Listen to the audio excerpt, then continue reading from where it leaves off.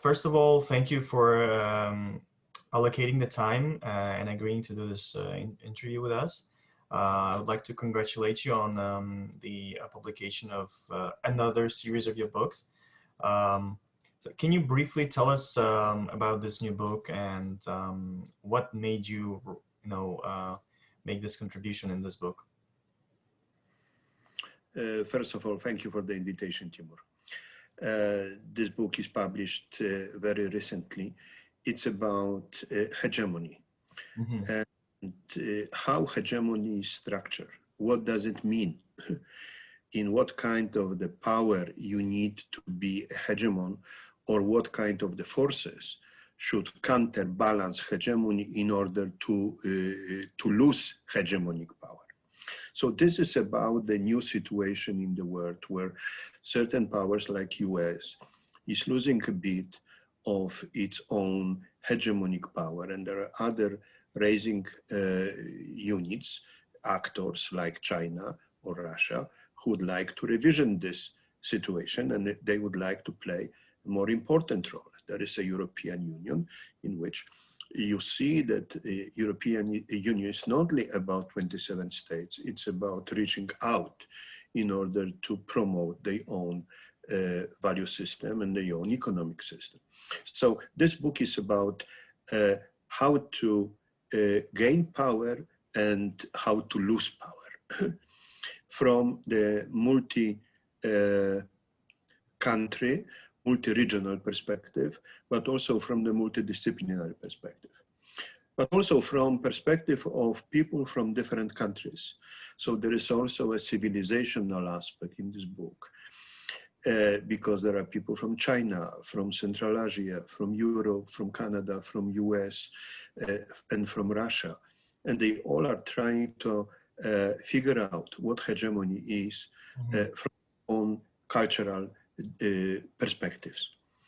And on top of this, to make the book even more sophisticated or complex, if you wish, there are different methodological perspectives. The idea of this book was to present how the world power is changing from liberal perspective, from realist perspective, from constructivist perspective, from neo-colonial perspective, or post-colonial perspective, from the gender perspective. So this book not only offers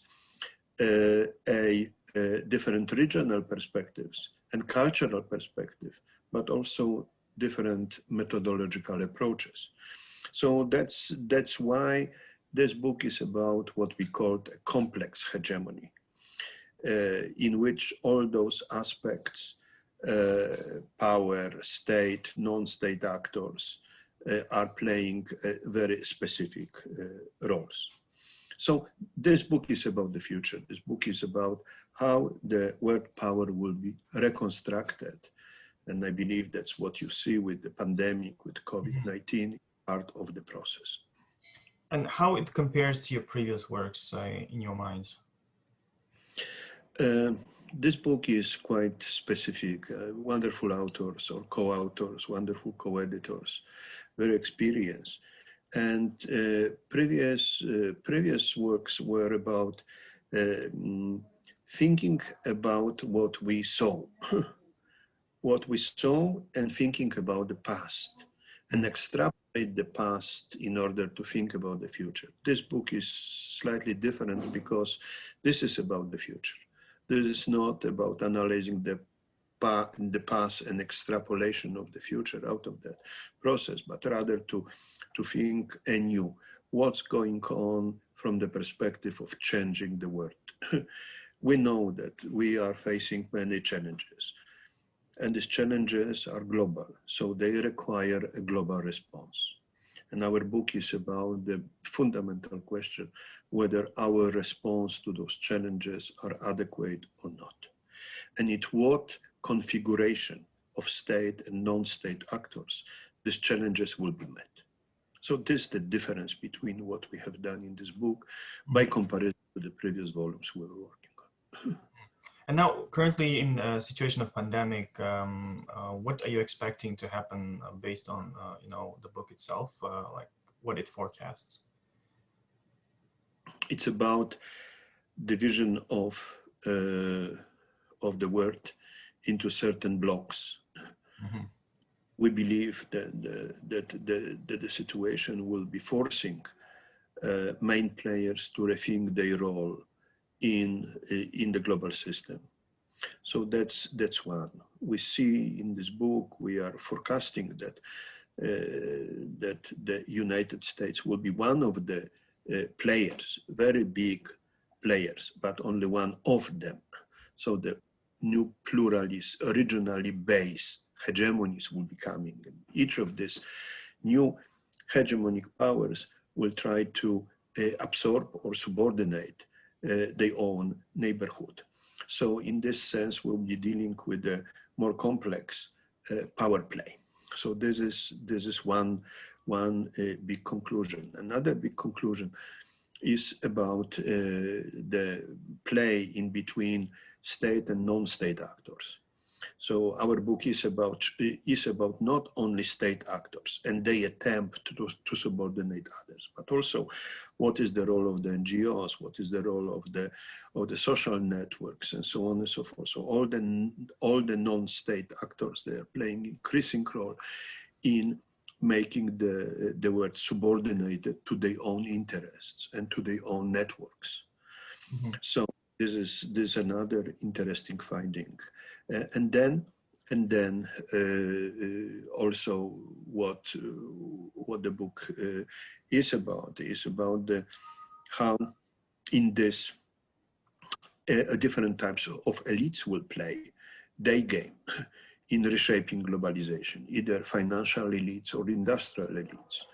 And we see that the new struggle is ongoing between those two elites they have a different vision of globalization, and who wins this struggle between financial capital and the production capital they will reshape the ways in which we will see the new wave of globalization in the future.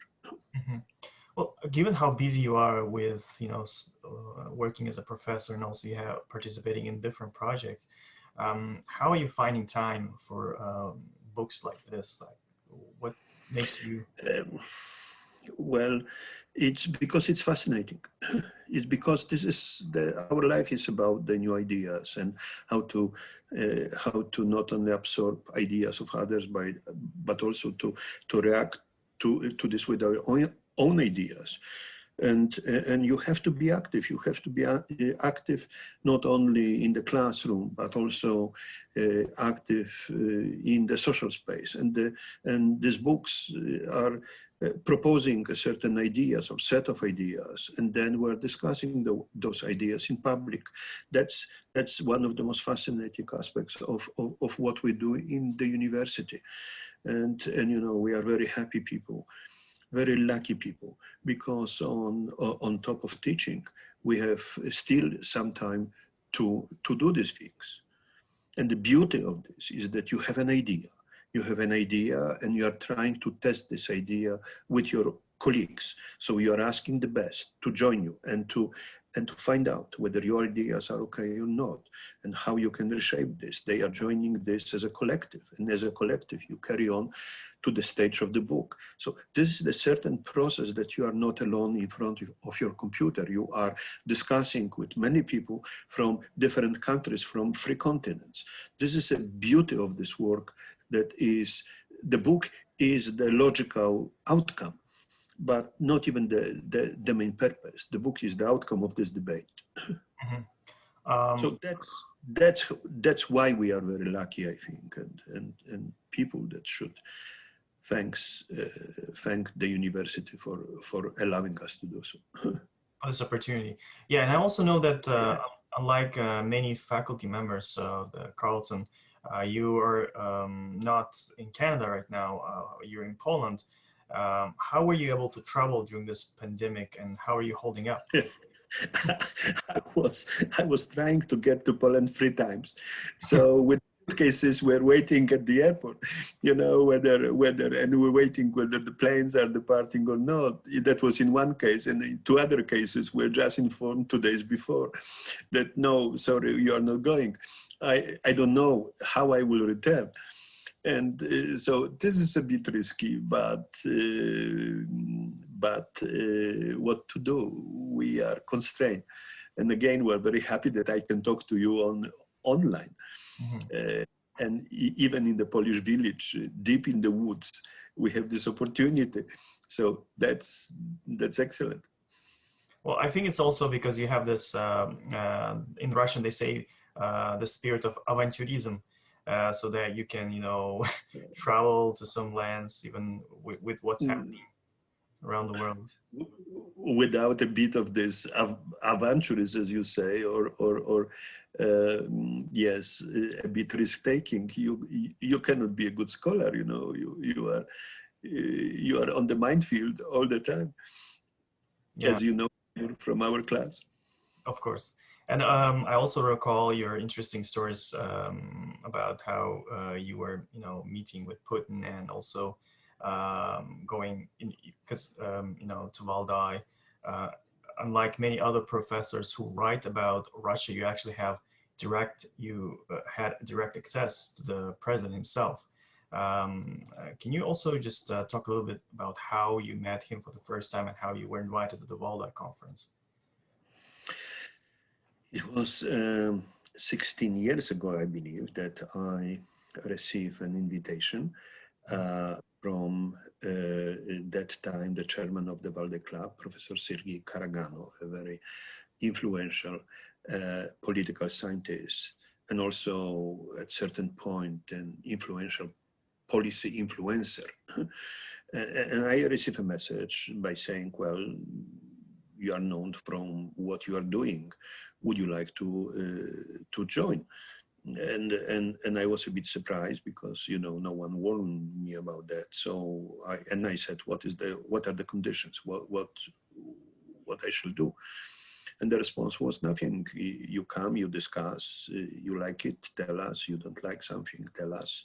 And by the way, you have a chance to meet of the Russian President Vladimir Putin. He said, well, this is something that you are not saying no to such opportunity, because it's very unique to meet Russian policymakers and also Russian top policymaker, which is president.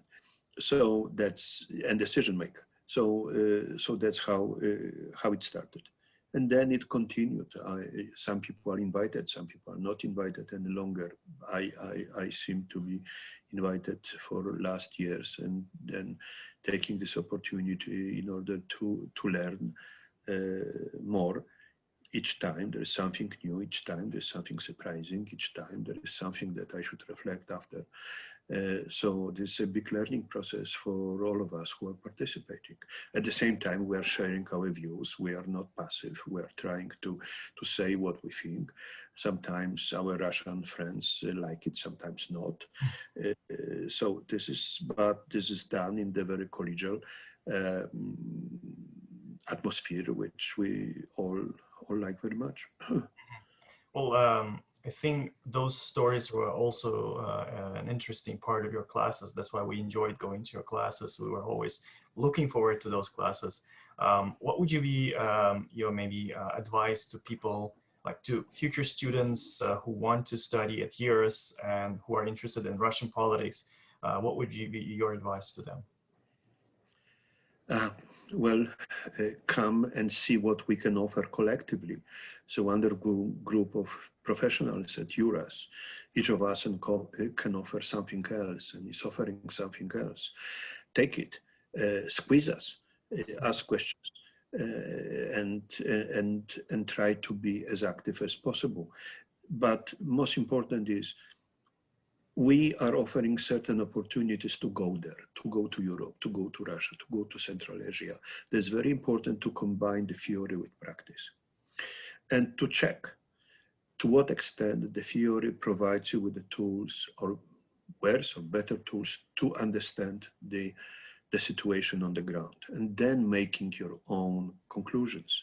So that's this opportunity to combine a more theoretical approach during your courses and then going there and working on your MA paper gives you the unique combination of those two best words, theory and practice.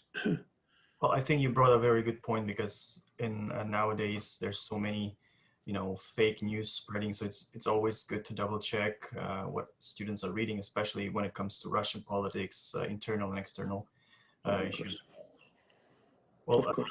Thank you for your time. I do appreciate it. And again, congratulations with this book. And we hope to, participate in your future lessons as well. Timur, it's so nice to see you again in such a good shape and spirit. Thank you. The best to you.